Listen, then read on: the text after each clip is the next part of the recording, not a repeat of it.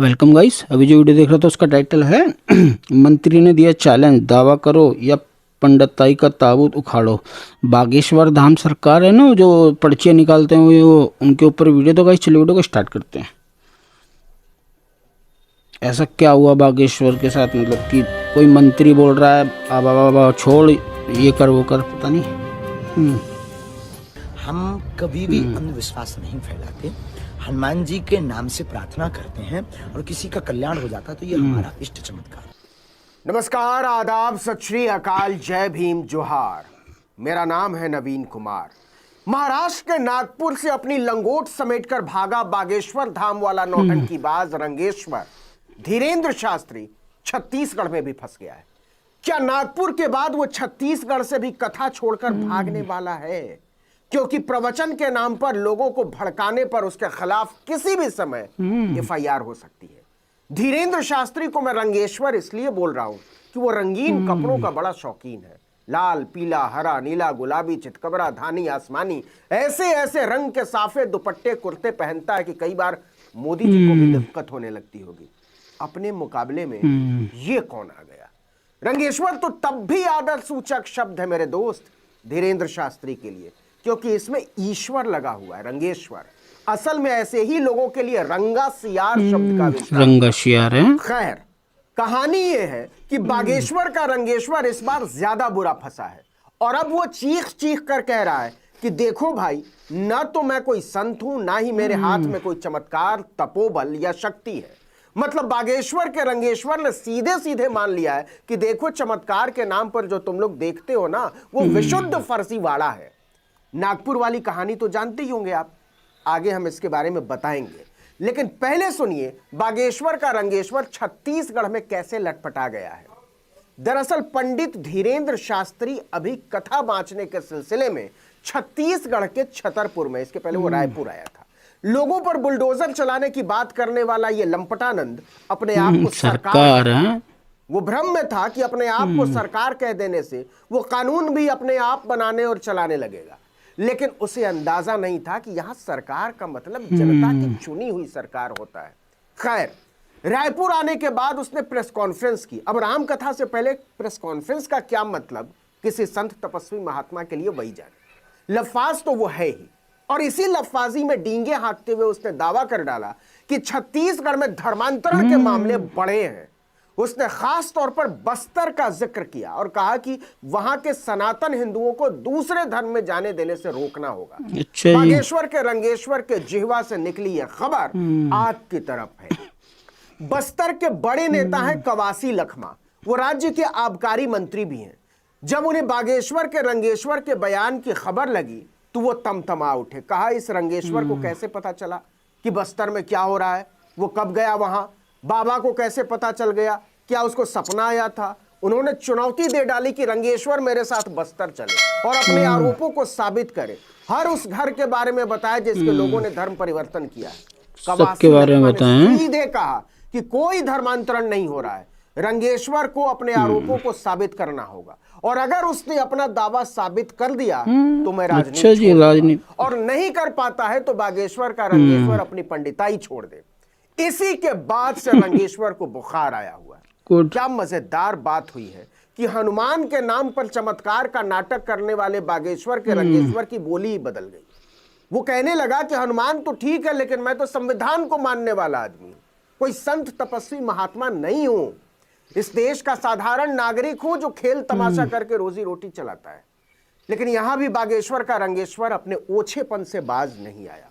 नागपुर से भगोड़े की तरह भागे धीरेन्द्र शास्त्री ने कहा कि अगर हनुमान भक्ति करना गुनाह है तो सभी हनुमान भक्तों पर एफआईआर होनी चाहिए। फिर सोच लो ये लोग तुम्हारा चेहरा कैसे लाल करते हैं।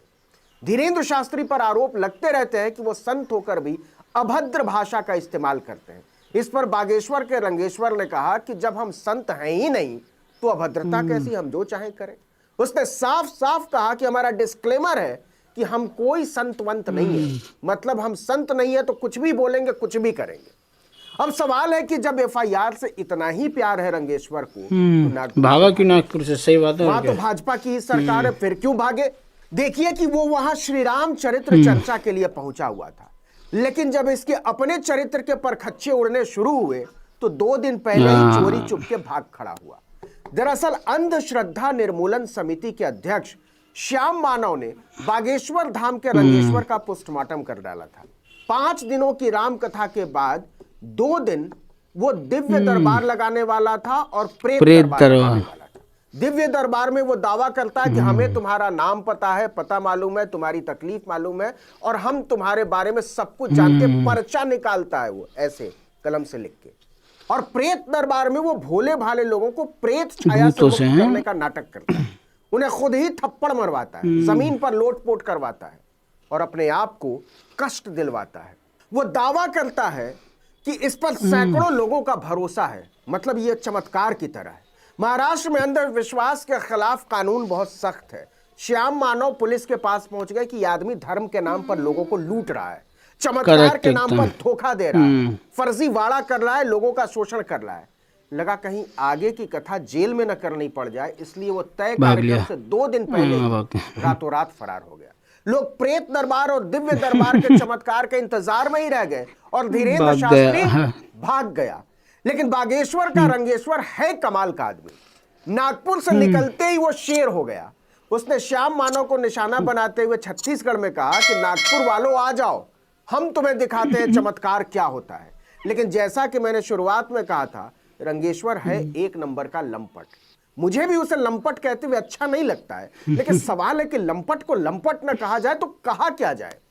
नागपुर से चूहे की तरह भागे धीरेन्द्र शास्त्री ने छत्तीसगढ़ में कहा, जिन्होंने हमें चुनौती दी है वो आज नहीं आ पाए तो कल आ जाइए, आपकी पैंट गीली हो जाएगी, फिर मत कहना कि भाग गए। अब तो हम तुम्हारे सिर पर नाचेंगे, चिंता मत करो।